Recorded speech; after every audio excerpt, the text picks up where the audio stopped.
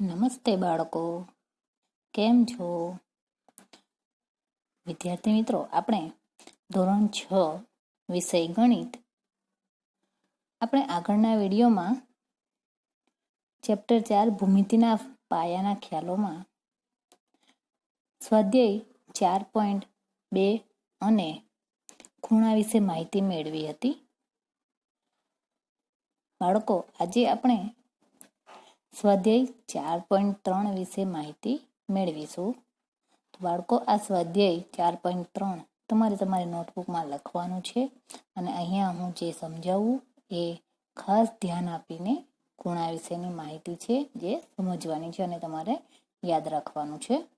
તો ચાલો જોઈએ ચેપ્ટર 4 ભૂમિતિના પાયાના ખ્યાલો. સ્વાધ્યાય 4.3 પ્રશ્ન 1, બાજુમાં આપેલ આકૃતિ પરથી ખૂણા લખો. વિદ્યાર્થી મિત્રો, અહીં આપણને આકૃતિ આપી છે, તમે જોઈ શકો છો. તો આ આકૃતિ ઉપરથી આપણે ખૂણા લખવાના છે. તો ખૂણા વિશે આપણે માહિતી આગળ મેળવી ચૂક્યા છીએ. તો ચાલો એનું પુનરાવર્તન કરીએ. તેનો જવાબ છે કે સામાન્ય ઉદ્ભવ બિંદુવાળા બે ભિન્ન કિરણો વડે ખૂણો બને છે. સામાન્ય ઉદ્ભવ બિંદુ એટલે કે સરખા ઉદ્ભવ બિંદુવાળા બે ભિન્ન કિરણો વડે ખૂણો બને છે. તે ધ્યાનમાં રાખતા બાજુની આકૃતિમાં નીચે પ્રમાણેના ખૂણાઓ બને છે. આપણે આ આકૃતિમાં જોઈ શકીએ છીએ 4 ખૂણા આપેલા છે: ખૂણો A, ખૂણો B, ખૂણો C અને ખૂણો D. તો આ 4 ખૂણાને આપણે ઉદ્ભવ બિંદુ પણ કહી શકીએ. તો જોઈએ ખૂણો A અથવા ખૂણો DAB. ખૂણો A અથવા તો એ ખૂણાને આપણે ખૂણો DAB પણ કહી શકીએ. આપણે આગળ જોઈ ગયા હતા કે જે ખૂણો આપણે દર્શાવેલો હોય તો એ ઉદ્ભવ બિંદુને આપણે ખૂણામાં વચ્ચે રાખીશું. તમે અહીં જોઈ શકો છો ખૂણો DAB. તો ખૂણો DAB અથવા તો બીજો ખૂણો B પણ આપણે કહી શકીએ, અથવા આ ખૂણાને આપણે ખૂણો ABC પણ કહી શકીએ. આ આકૃતિ પરથી ત્રીજો ખૂણો C. તો ખૂણા C ને આપણે ખૂણો BCD પણ કહી શકીએ. એમાં પણ તમે જોઈ શકો છો કે C એ વચ્ચે આવે છે ખૂણા BCDમાં. એવી જ રીતે ખૂણો D. તો ખૂણા D માં આપણે ખૂણો CDA પણ લખી શકીએ. તો ખૂણા D ને આપણે ખૂણો CDA પણ લખી શકીએ. તો મિત્રો, સમજ પડી ને? ક્વેશ્ચન 2, બાજુમાં આપેલી આકૃતિ પરથી માંગેલા બિંદુઓ લખો. અહીંયા આપણને આકૃતિ આપી છે, એની ઉપરથી આપણે કેટલાક પ્રશ્નોના જવાબ આપવાના છે. બિંદુ જણાવવાનો છે. ખૂણો DOE નું અંદરનું બિંદુ. ખૂણો DOE તમે અહીં જોઈ શકો છો, આટલો આ ખૂણો છે ખૂણો DOE, એનું અંદરનું બિંદુ. તો આપણે આટલો જ ખૂણો ધ્યાનમાં રાખવાનો છે. આ ઉપરનો ખૂણો ધ્યાનમાં લેવાનો નથી. આપણે ખૂણો DOE એની અંદરનું બિંદુ લેવાનું છે. તો આપણે આટલો ખૂણો ધ્યાનમાં રાખીશું અને એની અંદર કયું બિંદુ આવેલું છે? તો બિંદુ A. તો બિંદુ A એ ખૂણો DOE ના અંદરના ભાગમાં છે, જે આપણે અહીં જોઈ શકીએ છીએ, બિંદુ A. બીજો પ્રશ્ન, ખૂણો EOF ના બહારના બિંદુઓ. ખૂણો EOF. હવે આ ખૂણો ઉપરનો ખૂણો લેવાનો છે, ખૂણો EOF. એના બહારના બિંદુઓ લેવાના છે કે આ ખૂણાની અંદર આવતા ન હોય એવા બિંદુઓ. તો આપેલી આકૃતિમાં બિંદુ C, આ ખૂણા પરના આધારે તમે જોઈ શકો છો, તો બિંદુ C એ આ ખૂણાની બહારનું બિંદુ છે.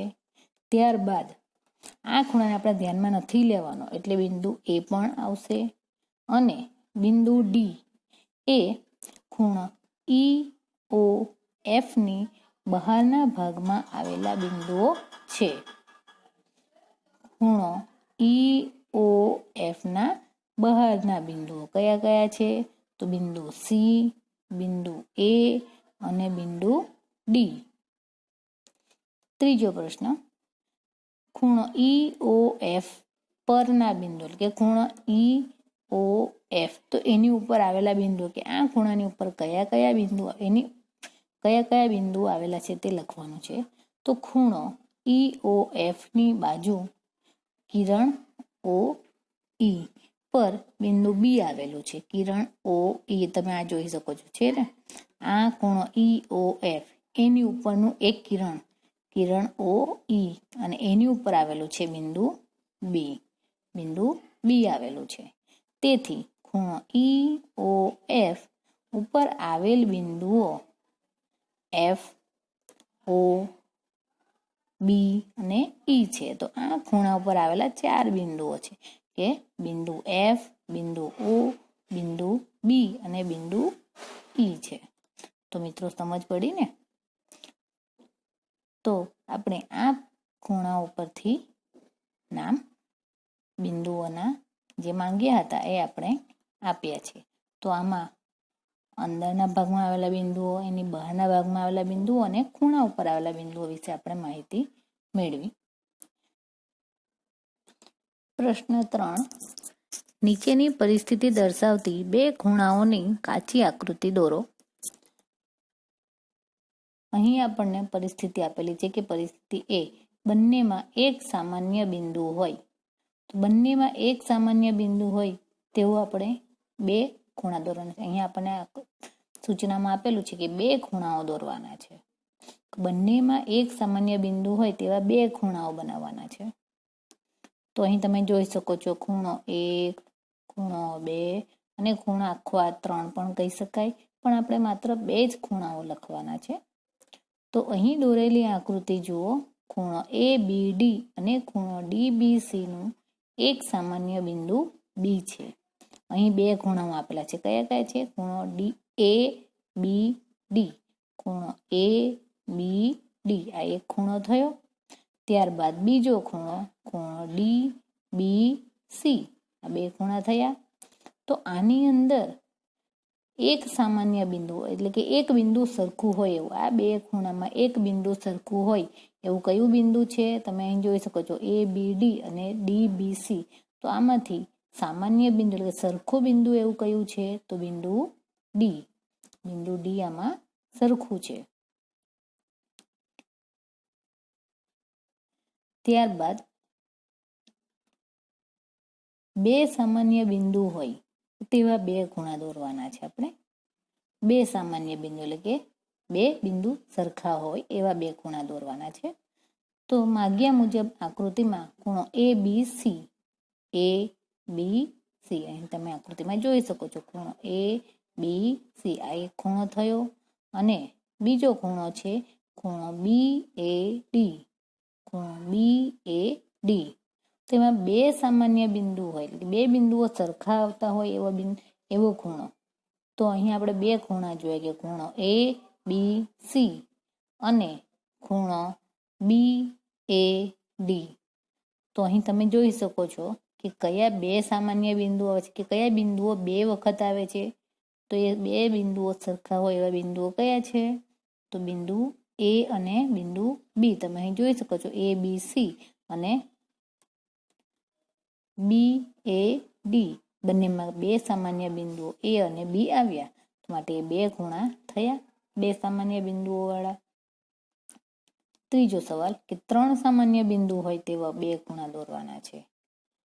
તો મિત્રો જેના 3 બિંદુઓ સામાન્ય હોય તેવા બે ખૂણા રચી શકાય નહીં, કે કોઈ પણ ખૂણામાં 3 બિંદુઓ સરખા આવી શકે નહીં. માટે 3 સામાન્ય બિંદુઓ વાળા ખૂણા રચી શકાય નહીં.